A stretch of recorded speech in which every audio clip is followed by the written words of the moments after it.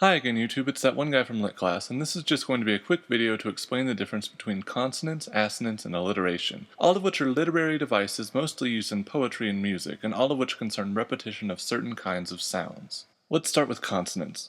Consonance refers to the repetition of a specific consonant sound in close proximity within a poem. Often consonance is found at the beginning or end of words, though not always at the end of a line. For example, in the love song of J. Alfred Prufrock, there's the great phrase, "I should have been a pair of ragged claws scuttling across the floors of silent seas," where there's consonance on the C sounds of claws and scuttling as well as all the S sounds. Like consonance, assonance also refers to the repetition of a specific sound, in this case a vowel sound. Also like consonance, the sound usually, though not always, occurs at the beginning or end of a word.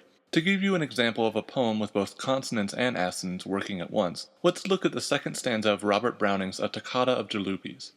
"Here you come with your old music, and here's all the good it brings. What, they lived once thus at Venice, where the merchants were the kings, where St. Mark's is, where the doges used to wed the sea with rings?" As you can see and hear, consonance and assonance can both exist in the same poem, and even in the same line.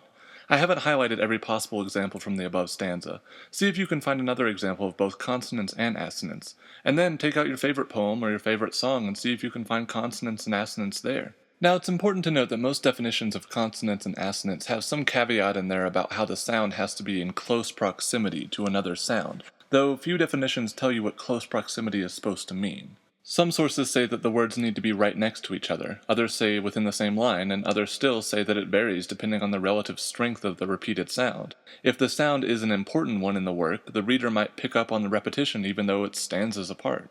I'm very much of the opinion that the reader gets to decide whether he or she thinks that consonance or assonance exists in the work, but I know there are people that will disagree with me. One final note about alliteration. Alliteration is simply the repetition of any sound in a work, making assonance and consonance both specific types of alliteration.